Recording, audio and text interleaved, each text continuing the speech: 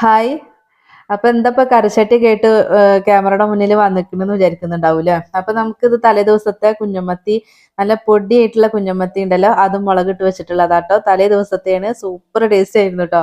അപ്പൊ അത് കഴിഞ്ഞപ്പോ ഞാൻ അങ്ങനെ വിചാരിച്ചു കേട്ടോ, പണ്ട് നമ്മുടെ ഉമ്മമാരൊക്കെ ഇതുപോലെ കറി കഴിയുന്ന സമയത്ത് ലാസ്റ്റ് അവര് ചട്ടിയിൽ കറി ചോറിട്ടിട്ട് കഴിക്കും. അപ്പൊ നമുക്കൊരു വാക്കൊക്കെ തരും കേട്ടോ, നല്ല ടേസ്റ്റ് ആണ്. പക്ഷെ ഞാനായിട്ട് അങ്ങനെ ഇങ്ങനെ എടുത്ത് ഇങ്ങനെ കഴിക്കാറില്ല.